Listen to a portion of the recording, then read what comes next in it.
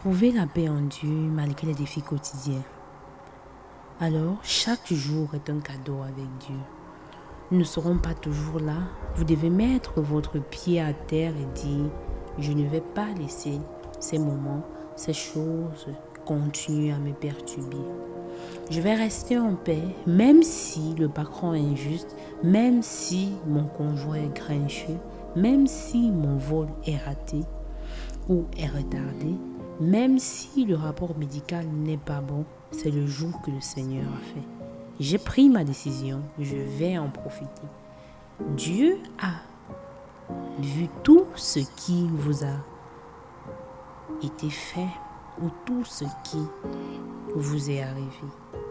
Il sait ce qui était injuste, il sait comment tu as été traité. Rien n'est une surprise pour lui. Si tu continues à aller de l'avant, non seulement il te sortira de là, mais il t'en sortira mieux. Les Écritures nous disent de revêtir toute l'armure de Dieu. Les chaussures de paix font partie de cette armure.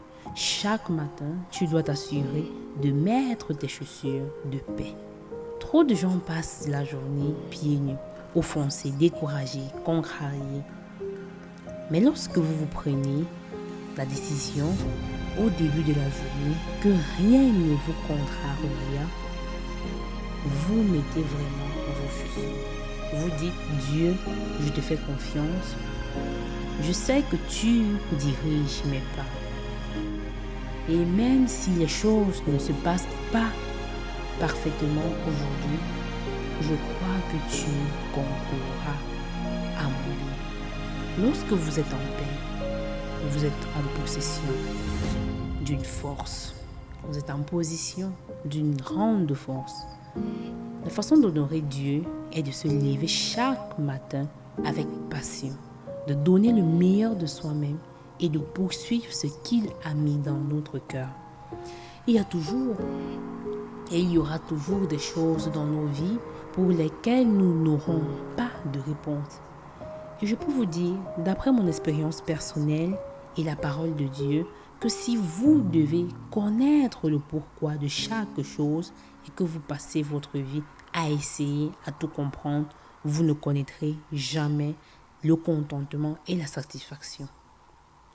Vous n'entrerez jamais dans le repos de Dieu parce que la confiance exige toujours d'avoir des choses ou des questions sans réponse dans votre vie. Nous devons ne pas savoir et être satisfaits.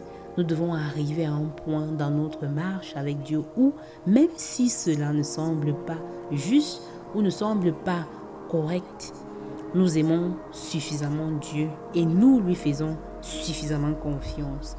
Nous savons que, quoi qu'il se passe dans notre vie, il a toujours le contrôle et que si nous continuons à lui faire confiance, il fera en sorte que tout se passe pour notre bien. Il y a tant de choses sur lesquelles nous pouvons avoir des questions, mais au lieu de cela, il veut entendre « Je te fais confiance ». Quand vous choisissez de vous inquiéter, vous ne faites pas confiance à l'Éternel. Lorsque vous essayez de réparer ce qui est impossible, vous n'avez pas confiance. Quand on se dépêche, allez de l'avant et n'attendez pas que le Seigneur bouge et change. Vous n'avez pas confiance lorsque vous restez éveillé, à vous tourner et à vous retourner la nuit. Vous n'avez pas confiance lorsque vous doutez des principes bibliques et des promesses qui se trouvent ici même dans le livre saint. Vous aimez vous étudier.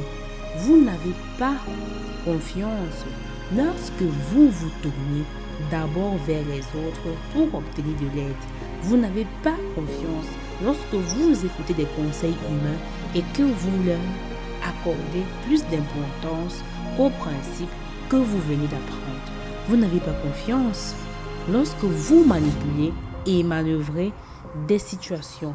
Vous n'avez pas confiance lorsque vous intervenez et prenez les choses en main sans prier, sans être guidé par le Saint-Esprit. Vous n'avez pas confiance lorsque vous vous accrochez aux autres pour vous sentir en sécurité, utile ou aimé. Vous n'avez pas confiance. Qu'est-ce qui nous empêche de faire confiance à Dieu?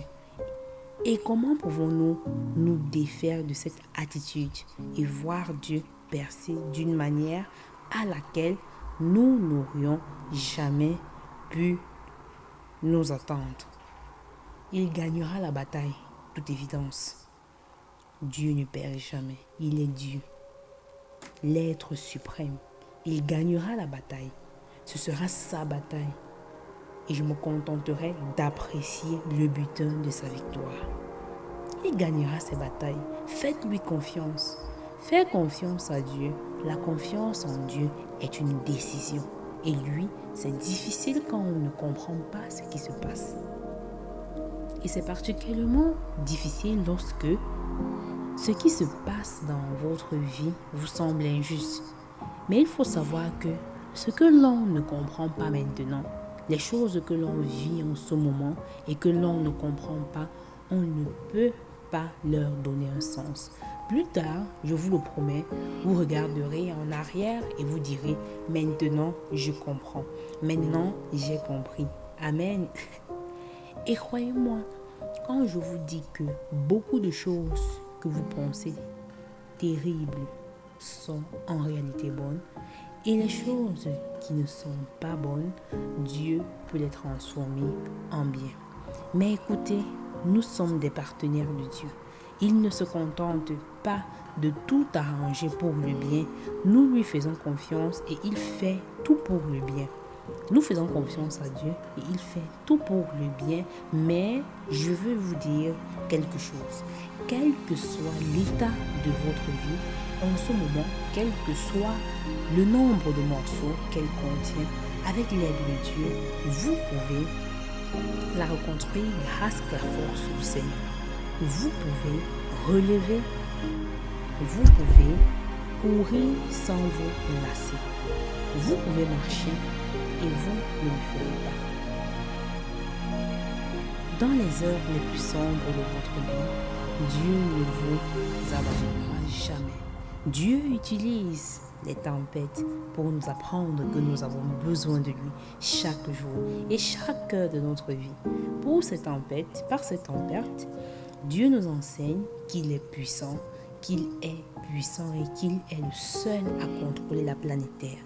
Le Dieu que nous servons est le maître du vent et des vagues. Il brise les chaînes et ouvre les chemins. Il est le chemin, il est la vérité, il est la vie. C'est sa voix qui pénètre les ténèbres. Il est toujours la lumière du monde. Il est le Seigneur de gloire. Il est toujours le lion de la tribu de Juda. Il est toujours notre compagnon dans la vallée de l'ombre de la mort. Il est notre espérance. Il est notre forteresse. Il est notre haute tour. Il est le Dieu tout-puissant, le Père éternel et le Prince de la paix. Il est le marcheur des mers et le guérisseur des aveugles. Il est le champion de la mort, de l'enfer et de la tombe. Son nom est Jésus, le Fils de Dieu vivant, l'espoir du ciel et l'effroi de l'enfer. Si vous êtes tombé, relevez-vous, car le Christ a vaincu votre tempête. Recommencez à vivre, recommencez à aimer, recommencez à croire, recommencez à accomplir. Écoutez la voix du Maître. Votre tempête est terminée. Ne laissez plus votre passé contrôler votre avenir. Ne vous laissez pas pousser par vos problèmes. Laissez-vous guider par vos rêves. Dieu est ton Père. Rien ne t'est impossible. Rien ne t'est impossible. Rien ne t'est impossible lorsque tu crois que tu ne seras plus jamais le même. Ne laissez pas la tempête de l'échec vous forcer à revoir vos rêves à la baisse et à minimiser ce que vous pensez pouvoir faire. Nous avons été créés par la main puissante du Seigneur Jésus-Christ pour voler comme des ailes. Pour voler comme des aigles. Ne laissez pas les opinions stupides de l'autre personne déterminer votre avenir. Laissez Dieu Tout-Puissant te guider à travers la tempête. Laisse-le construire les fondements de ta vie. Tu le laisses t'enflammer avec une vision brûlante et un espoir qui ne s'éteint pas. Je vous assure que vous accomplirez de grandes choses avec peu de moyens, car la bénédiction de Dieu est plus grande que toutes les approbations que le monde pourra vous donner. Ne laissez personne t'empêcher d'être ou d'avoir des rêves d'avenir pour ta vie. Vous vivez votre vie au maximum. Chaque jour, chaque réveil, le soleil se lèvera. Shalom.